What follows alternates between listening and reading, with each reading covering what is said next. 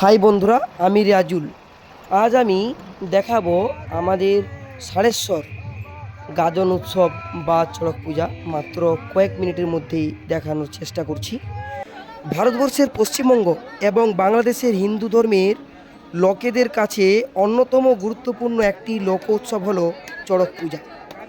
চড়ক পূজা চৈত্র মাসের শেষের দিনে অনুষ্ঠিত হয় এবং বৈশাখ মাসের 2-3 দিন ব্যাপী এই পূজার জন্য উৎসব চলতে থাকে।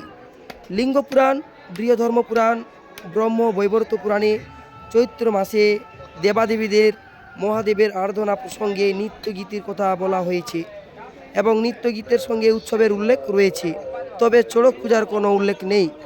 চড়ক পূজা মূলত উচ্চ স্তরের লোকদের মধ্যে অনুষ্ঠিত ছিল না। খুব প্রাচীনকালে চড়ক পূজা কবে কীভাবে শুরু হয়েছিল তার সঠিক ইতিহাস জানা যায় না। লোক মুখে জানা যায় 1485 খ্রিস্টাব্দে সুন্দরানন্দ ঠাকুর নামে এক রাজা এই পূজার প্রচলন করেছিলেন।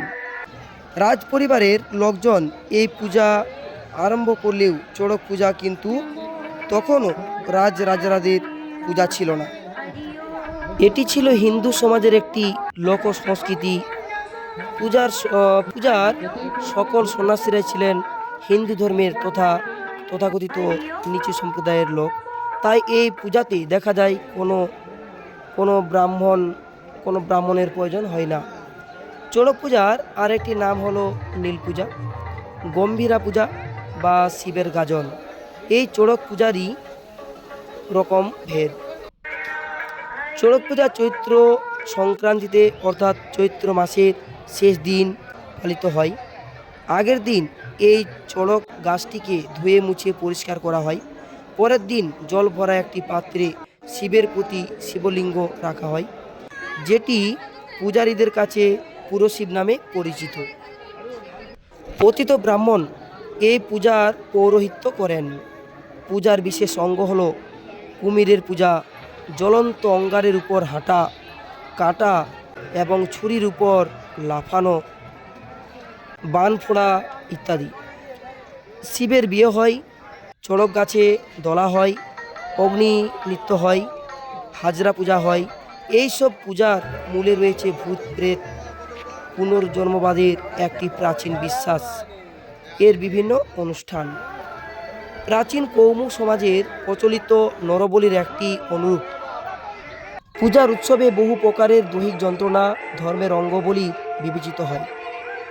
চড়ক গাছে ভক্ত বা সন্ন্যাসীকে লোহার হুকড়া দিয়ে চাকার উপর বেঁধে দ্রুত গতিতে ঘোরানো হয়।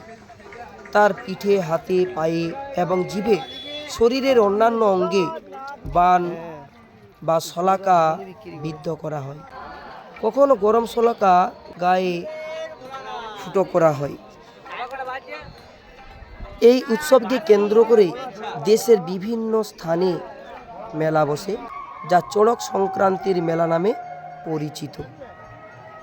দেখতে পাচ্ছেন এই চড়ক পূজায় সমস্ত ভক্তরা কত রোদের মধ্যে কত কষ্ট করে তারা তাদের মান্যত পূরণ করছে। চকবাজার আশ্রম, দেখুন এখানে বাচ্চারাও ভক্তা হয়েছে। আর দেখুন এই হচ্ছে বড় একটি বট গাছ। আর এখানে দেখতে পাচ্ছেন এখানে বাউল গান হচ্ছে আর সব ভক্তরা বসে আছে। আমি আস্তে আস্তে দেখানোর চেষ্টা করছি। সমস্ত ভক্তরাই বসে বাউল শুনছে। দেখতে পাচ্ছেন কি সুন্দরভাবে তারা বাউল গান করছে। খুব সুন্দরভাবে কাছ থেকে আমি দেখানোর চেষ্টা করছি। এরপর দেখতে থাকুন। এই দেখুন গাছে অনেকেই ফুল দিচ্ছে, পূজা করছে। কিশলয় আশ্রম। এই চড়ক উৎসব বা হাজরা পূজা গাজন উৎসব চৈত্র মাসের শেষ দিন অনুষ্ঠিত হয়ে থাকে, কিন্তু বৈশাখ মাসেরও 1-2 তারিখ পর্যন্ত এই উৎসব দারুণভাবে চলে। আমাদের এই উৎসবটি বর্তমানে বাঁকুড়া জেলার অন্তর্গত দ্বারকেশ্বর নদীর পাড়ে সাড়েশ্বর বলে একটি জায়গা আছে, এখানে উৎসবটি হয়ে থাকে। দেখতে পাচ্ছেন। আজ ভিডিও এই পর্ব আজ এখান পর্যন্তই। আবার পরের ভিডিওতে আবার দেখা হবে। ততক্ষণ টাটা, বাই বাই।